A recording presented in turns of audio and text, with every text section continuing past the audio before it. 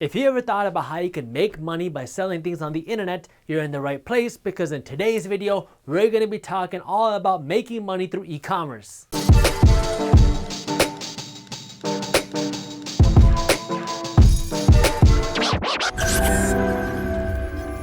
What's up, everybody? I am Jasprit Singh from theminorityMindset.com, and welcome to The Minority Mindset. The 2020 pandemic made 5 things very clear. The internet is the future. People love shopping online. You need to stack your toilet paper. Life can change in an instant. And everybody in the world has an opinion, so learn to think for yourself. But if we focus in on the economic side of things, there were clear winners and losers in 2020 because of the pandemic. Companies that focused on tech and really anything digital survived or even thrived, while almost every other company except pharmaceutical companies suffered. In this video, I want to go over how you can capitalize on this trend by selling things on the internet, more specifically through e-commerce. But before we get into that, I need you to do me a quick favor and smash that thumbs up button below, because the way the YouTube algorithm works, if you do not smash that thumbs up button, then YouTube is much less likely to show you and other people our financial news and education videos. In the old days, before 2020, if you wanted to buy a t-shirt, and I know this is a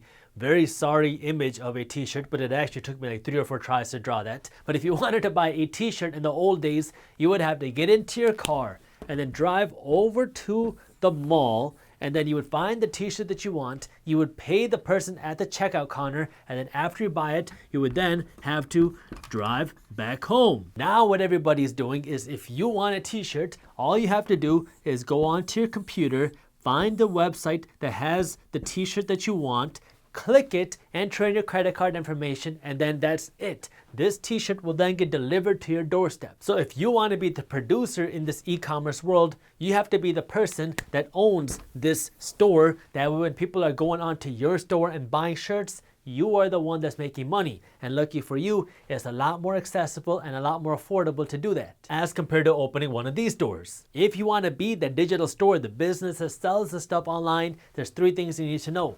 You need to know how to build the store, you need to know how to get customers that buy things in your store, and you need to know what to sell on your store. Building an e-commerce store today is very simple. This is not like 1999, where you had to find a developer and pay them a ton of money to hard code a store and hard code a payment processing system.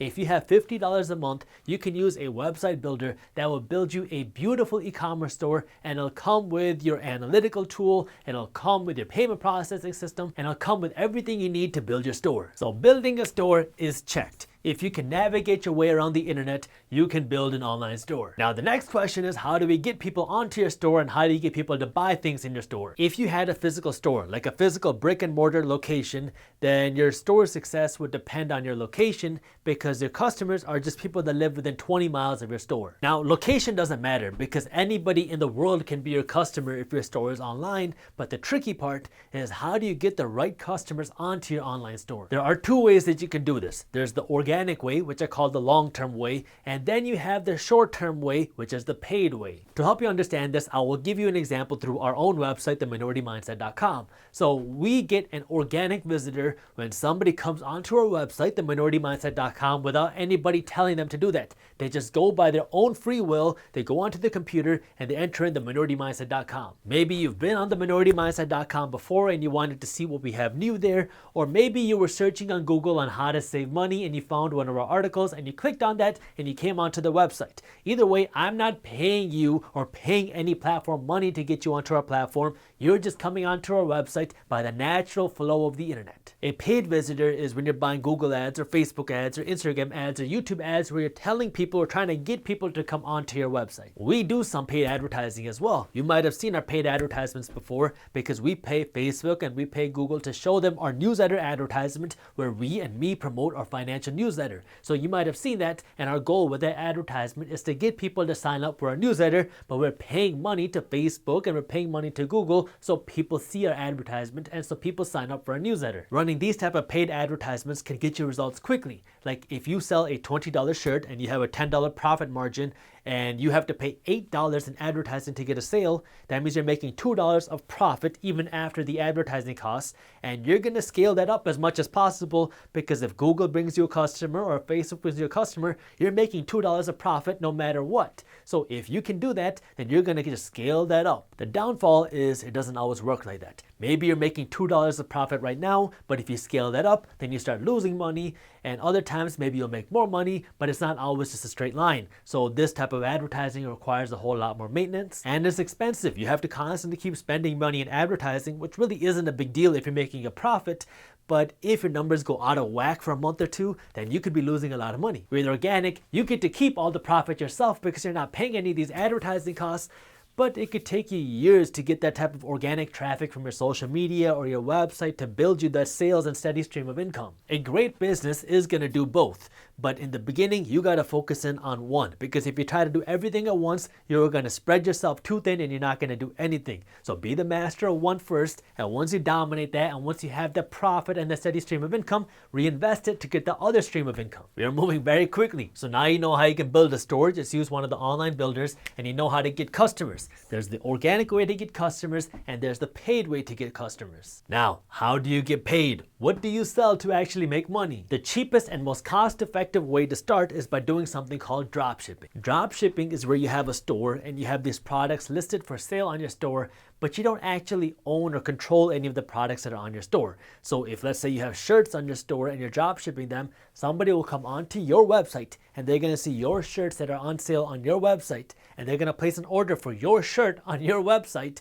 But as soon as that order comes in, you are going to let your manufacturer know, or this might automatically happen. So your manufacturer is going to get a notification to make a shirt, and they're going to make the shirt, create it, package it, and they're going to ship it out to your customer with your branding, and you are actually just paying the manufacturer a percentage of your revenue. That way they are doing the work to get it out to the customer, but you don't have to take care of, manage, or buy any bulk inventory. Dropshipping is a low cost to start option because you can start a dropshipping store for less than $1,000. Once you get the store up and running, you just make a deal with a dropshipping partner, and now anytime you get a sale, the sale is going to go to your manufacturer or your partner, and they're going to create the product and send it out to your customer with your branding. You don't have to buy any inventory up front. You don't got to worry about logistics or shipping or any of that. Your manufacturer is doing all of that. The downfall with dropshipping is your margins are smaller because now you're not buying products in bulk. You're just buying them as needed. So your dropshipping partner, your manufacturer, is going to charge you a premium to do that.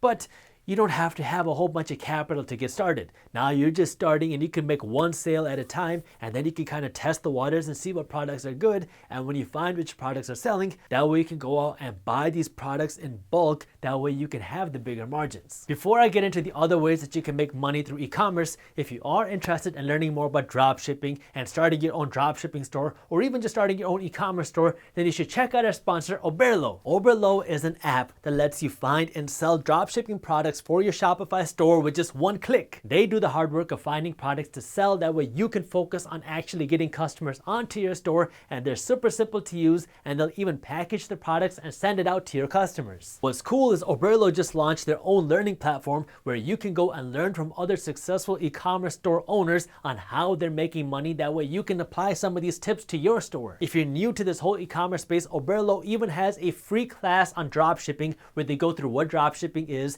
how you can build a dropshipping store, how you can place products onto your store, and how you can get customers for your store through Facebook ads. So if you want to learn more about how you can build your dropshipping business and you want to see how you can use Oberlo in your store, I got the link to how you can do that in the description below. Minority Mindset is compensated by Oberlo, but there's no additional cost to you. So if you want to learn more about building your e-commerce store, you want to get your free class, or you want to see how you can utilize their app in your e-commerce store, I got the link to how you can do that with Oberlo in the description below. The second way that you can sell products is by buying bulk inventory and then selling these products that you own, this inventory, on your website. As an entrepreneur, there's way more opportunity in creating your own product and selling it because now you're innovating. You found a problem that you had and probably millions of other people had, you fixed it, and now you are giving other people the solution to this problem. This is what innovation is all about. The advantage of this is you're going to be the only person who has this product because you created it, and if you can get a patent, then you can stop other people from selling your product. The cons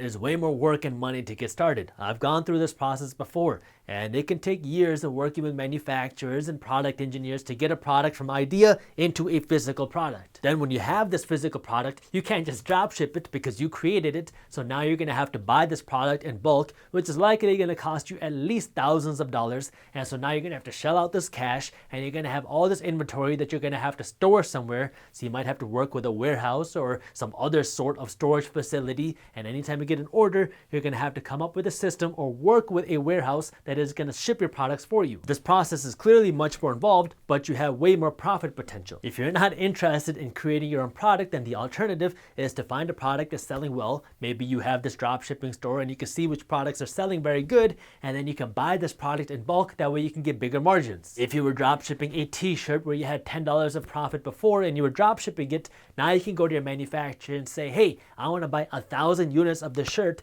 and now instead of having a $10 profit margin, you might have a $15 profit margin. The downfall of this is that it comes with more risk because now you have to invest more money in order to do this, but if you know this product is selling, then you kind of mitigate your risk. So now you know the best way to build a store, you know how to find customers, and now you know the different ways that you can make money because you know what you can sell. Once you got these three things in place, then it's all about optimizing these three things, keeping your customers happy with great customer support, and finding ways to maximize your profits. Thank you for watching. If you enjoyed this video, share it with one friend, that way we can help spread the word. If you want to learn more about 7 different ways that you can earn more money right now, I already made a video on this, and you can watch this video on YouTube by clicking this button right over here. Thank you for watching, and as always, keep hustling.